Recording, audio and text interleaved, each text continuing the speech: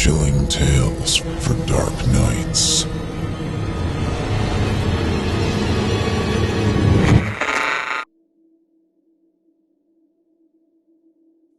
I always loved traveling carnivals. They held a mystery to me as a child, with the way they appeared overnight in an open field. I rode my fair share of rides and even won a prize or two. But the sideshows fascinated me the most. The man who could eat anything, munching away on nails and light bulbs. The spider lady, with the body of a giant black widow and the head of a woman. I would line up to see them as many times as I could. I used to love carnivals. That changed when I was 12. My two best friends, Tommy and Wes, excitedly pounded on the front door of my house one morning. This wasn't unusual for us. During the summer months, they practically lived at my house. My mom didn't mind. We stayed out of trouble and out of her hair. My mom opened the door, and they fluttered by with the chorus of, Good morning, Mrs. Tillman. Mom shook her head with a giggle, barely getting out of the way of the stampede. Morning, boys. Michael is in his room. I was sitting on my bed, still in my PJs, when the dynamic duo crashed through the door and pounced on the bed. They both spoke at the same time, making it impossible to comprehend either of them. Wes clutched a paper tightly in his hands, shaking it to me. Tommy pointed at the paper with pure glee. Waving my hands, I attempted to get their attention. I can't hear both of you at once. They stopped talking and looked at each other.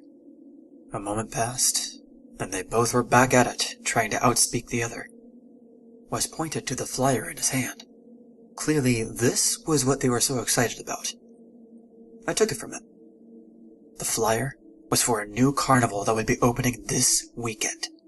That was just 2 days away. I wasn't sure why we hadn't seen any flyers previously. Usually we see the flyers a couple of weeks prior to the carnival's arrival, so maybe we just missed this one. Our town was pretty boring, so carnivals were a big deal to us kids. It was the closest some of us would ever get to seeing the world. Tommy pointed to the upper right corner of the flyer. Sneak preview Thursday night, 10 p.m. I joined the others in the excited, unintelligible chatter. We cheered and made our plans for the evening. Convincing my mother to let me stay out late wasn't an easy task. Eventually, however, she relented on the condition that Tommy's sister, Anna, would be there. We were spending the night at Wes's house, so I also had to promise that we would be back to his house before midnight. We were set. Anna agreed to allow us to tag along with her, so long as we agreed to disappear once we arrived at the carnival. She didn't want her friends to see us. We also had to find our own way home. Our parents didn't know these little details. We assumed there was no need to worry them with the little things, like the ride home. We would figure that out after the carnival. The carnival was set up on county land, just a few miles from Wes's house.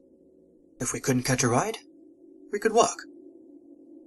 We arrived at the carnival at 9:47 p.m.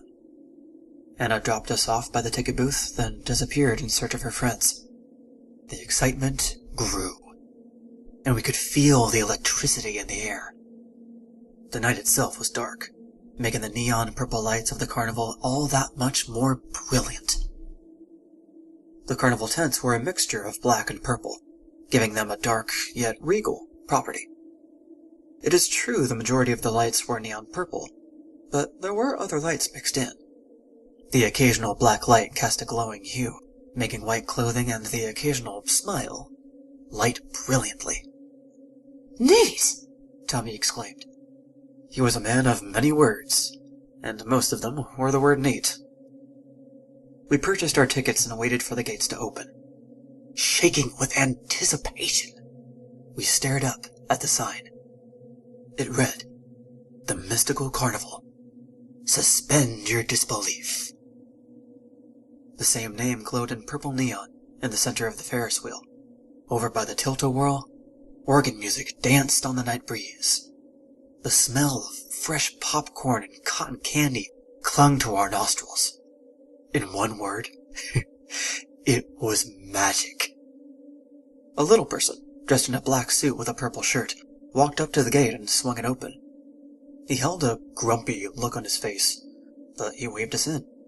We smiled at him while we ran in. We skipped the Ferris wheel, opting for the scrambler instead.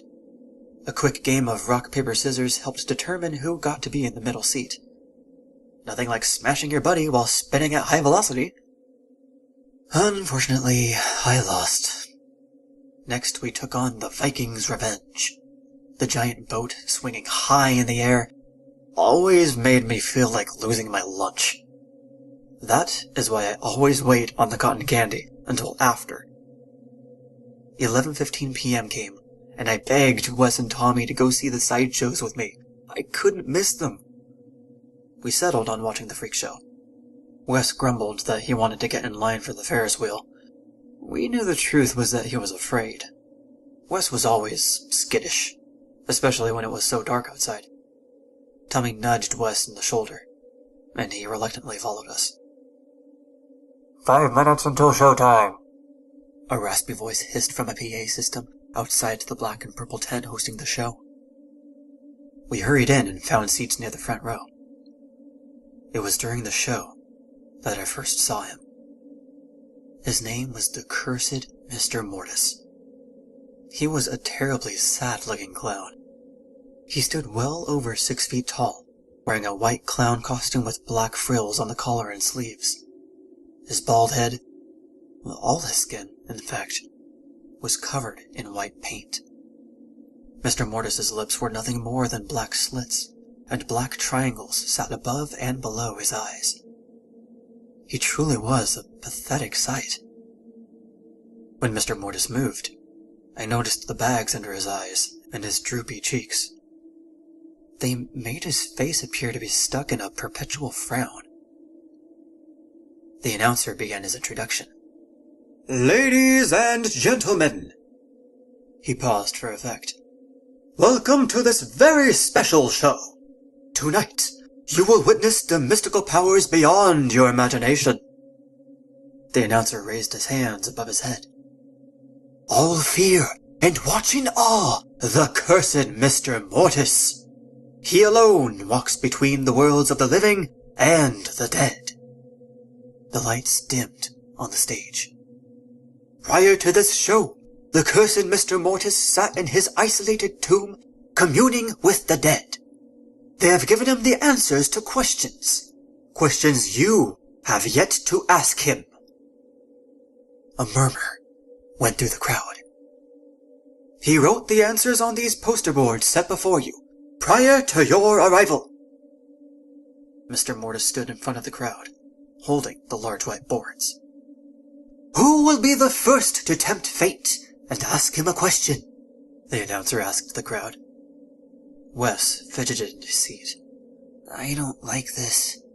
Stop being a worrywart, said Tommy, punching Wes in the shoulder.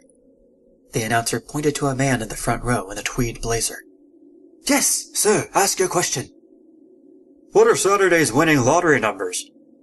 The crowd chuckled. Unfazed, Mortiss turned over the first card, which read, "We shall not profit off the works of the dead." The crowd laughed and clapped in amazement. Mr. Mortiss said nothing.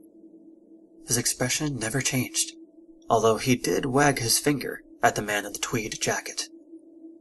The announcer interrupted the claps. "The first one is always about money, folks." "Who has the next question?" A woman in the back row asked the second question. How old am I? The card was turned to reveal the number 42. The woman sat down in shock. He's right. The next question came. "How did my father die?" a man asked. The next card flipped by Mr. Mortiss read, "St. Louis car crash." The crowd swung to the man asking the question. "He's right. How did you know that?" The cursed Mr. Mortiss just stared at him. They whispered in awe. Everyone. Except Tommy. He leaned over Wes to me and exclaimed, They're working with the clown. This is all just a big screw job. Mr. Mortiss turned his gaze to Tommy and cocked his head to the side, looking at him questioningly. The announcer chuckled and pointed to Tommy. I see we have some doubters. Perhaps you would like to ask a question? Tommy smirked at first, embarrassed that everyone heard him. He thought for a moment and looked back at the announcer, then to the cursed Mr. Mortiss. Sure, I have a question. When will I die? Well. Now there is a juicy question, my boy. Are you sure you want the answer? Tommy nodded defiantly. Fair enough. Show him his fate, O cursed one. The announcer waved his hand to the clown. Mr. Mortiss brought the poster board over to Tommy and handed it to him. For a moment, he leered at the boy. I half expected him to attack Tommy, right there in front of everyone. But he didn't. The strange clown walked back to the stage. Tommy looked at the card and showed it to the crowd. It's blank? Tommy exclaimed. I guess the spirits didn't like your disbelief, the announcer boasted, and the crowd laughed. The brief moment of levity made even Tommy smile. But Wes didn't. Terror filled his face as Wes looked on at the poster board Tommy was holding. It wasn't blank to him. No one else seemed to notice. I didn't either, but I did see Wes turn pale. He turned from the sign towards the clown. Mr. Mortiss was staring directly at him. Wes jumped out of his seat and ran from the tent. We couldn't catch Wes until we were in front of the Ferris wheel. He told us what he read on the poster. You will die tonight, boy. It looked like the words were carved by a claw instead of ink. Then that freak clown was staring at me. I didn't see anything on the sign. Maybe you thought you saw it? I tried to comfort my friend. Man, you were so freaked out! Tommy laughed. He did his job. Old Morty was trying to scare the piss out of you, and oh boy did he! Tommy circled Wes, inspecting him. You didn't crap yourself, did you? Stop it! I didn't crap myself, and I know what I saw! Wes scowled, shoving Tommy away. I checked my watch. It was now 11:45 p.m.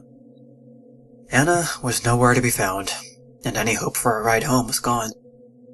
Tommy and I talked Wes into a few more rides before we left for his house. After the tilt-a-whirl, Wes seemed more like his old self. Come on, guys, let's hit the Ferris wheel before we go, Tommy said, dragging us along. We're already late, so what would it hurt to be a little later? The view from the top of the Ferris wheel was incredible. We could see for miles. The woods on the edge of the field swayed with the light breeze. To us, on the top of the world, the wind felt more like a hurricane. We were scared, but having so much fun. For a few minutes, all was good. Tommy spotted him first. A white figure standing on the edge of the woods, just outside the glow of the carnival. He was watching us. When the ride was over, we hopped off of the Ferris wheel. Tommy wanted to find the clown and confront him, but Wes and I said we just wanted to get back to his house. We were already late. Circling around the scrambler, we headed for the gate. We all came to a sudden stop, our feet planted firmly, as if the grass under our feet was holding us down. We all saw something by the exit, glowing bright from one of the black light bulbs. Another poster board leaned against the fence. Written on the poster board, in the same writing Wes described, were the words, "Leaving so soon? Have a nice trip home." Hardly the indicting evidence of a sinister conspiracy against three boys, I know, but there it was. We rushed through the parking area to get to the road. It felt better to be back on the sidewalk and away from the cursed Mr. Mortiss. He was now someone else's problem. Crossing the street, we exited the last of the light coming from the carnival. The air felt lighter here, even in the darkness. For a block, no one spoke. We were all a little freaked out. Even Tommy, who was always the bravest, or at least the most stubborn, of our group. The left side of the road offered a sidewalk, and the occasional dim streetlight. The right side was lined by the woods. The same woods we spotted Mr. Mortiss watching us from. We opted for the sidewalk and the safe distance from the woods. The silence was interrupted by the sounds of crunching leaves coming from the woods to our right. Our eyes scanned the woods for movement. With the wind, it was difficult to tell if anything was moving besides the trees. The crunching noise was getting closer. I was sure of it. Maybe it was fear, or too many scary movies, but we just had to see what was coming. Do you see anything? I whispered to Wes. No, but it's moving towards that small clearing over there. Wes pointed to a break between the trees, a little behind us. We watched intently, waiting for whatever it was. Something moved from the shadows into view. A long figure glided into the moonlight and paused. It's a deer. Just a dumb deer. Tommy smiled. We smiled too, over the fact that our worst fear was that we were being followed by... My thoughts cut off. Wes and I looked at Tommy in horror. Mr. Mortiss stood in the shadows behind him. We were so focused on the woods that we completely missed him. Mr. Mortiss made no movements, but held a long, large kitchen knife in one of his hands. I let out a scream so hard my eardrums throbbed. I'm sure my friends did as well, but I couldn't hear over my own fear. We ran, the night air rushing past. It couldn't be more than a mile to Wes's house. Turning on South Street with our backs to the woods, we peeked back to see if we were being followed. South Street offered more light, enough to tell nothing was moving behind us. What the hell, man? Did you see that freak? Tommy put his hands on his knees to catch his breath. I looked around. Oh God, no! I pointed down the street. Not in the direction we were coming from, but where we had been running to. Standing under one of the streetlights was Mr. Mortiss. Again, he didn't move towards us. He just watched, glaring at us with hatred. He was holding another poster, chest high. I am coming for you. How did he get in front of us? Wes screamed. Wes led us as we ducked between the houses and hopped a backyard fence. Reed Nix lives here. Maybe he will let us in? We can knock on his window. Motion lights in the backyard flashed on, cutting the darkness. Our eyes adjusted to the light, and there he stood again. Mortiss's silhouette stretched across the lawn towards us. He moved forward from the shadows. His eyes. What was wrong with his eyes? They were replaced by swirling pools. Grays and blacks churned in an endless vortex. He lifted his arm and pointed at us. I don't want to die! Wes cried. The cursed Mr. Mortiss pulled a knife from inside his sleeve. You won't. Tommy grabbed Wes and me by the collar, and we squeezed through a hole in the fence. Faster and faster we ran, across lawns and over trash cans. The few minutes stretched to an eternity, but we reached the safety of Wes's front door. The door swung open, and a dark silhouette filled the doorway. Relax, guys. It's my dad. Wes led us into his living room, into the safety of the light. Wes's father had been waiting up for us. A little late, isn't it, boys? Sorry, Dad. We lost track of time. We considered telling him about Mr. Mortiss, but we would just sound crazy. Really, were we going to tell him about being chased by a killer clown? We went to Wes's room to crash for the night, but I doubted any of us would actually sleep. The lights were kept off. We had gotten away from Mr. Mortiss, but there is no need to attract attention if he was still outside. Tommy decided taking turns watching out the window would be a good idea. We told ourselves we lost Mr. Mortiss, and that there was no way the man could have kept up with us. But those eyes made me wonder if he was even a man. We didn't take any chances. It was my turn to watch the yard. Tommy and Wes settled in, playing Mario Kart. I couldn't help but sneak a peek. After all, I was the reigning champion. Yoshi and I were unbeatable. I peeked out the window quickly, eager to get back to the epic race unfolding behind me. But I couldn't. There was something on the lawn. There wasn't much light, but I could make out a balloon. It floated just above the grass, with a string tied to the bottom dipping in and out of the grass. Besides that, it didn't move. I leaned towards my friends. Guys, there is a balloon. Wes and Tommy paused their game, with Mario midair about to crash into Luigi's roadster, and we all looked out the window. The balloon had moved closer. I could now see it was red. That's weird. The balloon was closer to the road just a second ago. Again, the balloon only bobbed slightly, still floating out of direct light. Trees and bushes cast shadows, and offered so many places to hide. We scanned the night, but found no clouds. The balloon drifted closer, dancing into the glow of the light from our window. We watched as it drifted closer and closer, as some unknown force was dragging it towards us. Something about the balloon wasn't right. The latex skin seemed to move. We focused on the balloon as it drifted into the light. Oh God, it's bleeding. Wes backed away from the window. Indeed, blood ran down the sides, dripping down the string. Tommy looked at me. His bottom lip quivered. He's here. He found us. Wes whimpered behind us, but we kept our gaze on the bloody balloon outside the window, watching the dripping. Our focus wouldn't have been broken had it not been the kicking on the floor behind us.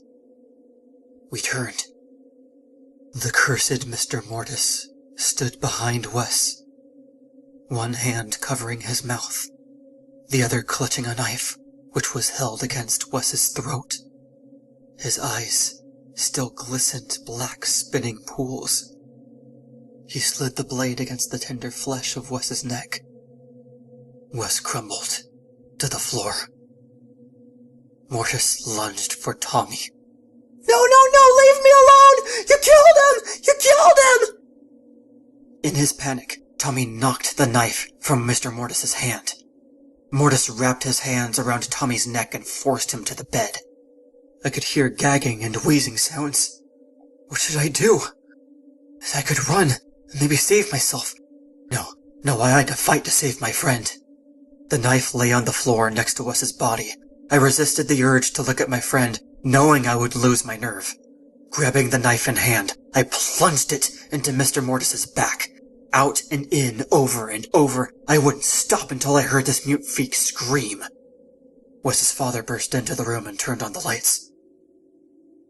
His son lay dead on the floor, as did Tommy on the bed. There I stood, over Tommy's lifeless body, which was now covered in puncture holes. Wes's dad threw me to the ground, knocking the knife away. My head bounced off the hardwood floor, causing me to lose consciousness. As I drifted off, my eyes fixed on the open closet door. From the darkness, the cursed Mr. Mortiss stared at me, smiling. Like I said before, my family moved away after that summer. It is hard to live in a small town when your son is convicted of murdering his two closest friends. No one believed my story. Why would they? I was found standing over the bodies, holding a bloody knife. It has been 22 years, and I'm scheduled to be released next week. My family now lives in West Taylor, far away from Historia and the hate they received because of me. Mom said she can't wait for me to get out. She said she has something special planned for me. The carnival is coming to town. She knew how much I loved those.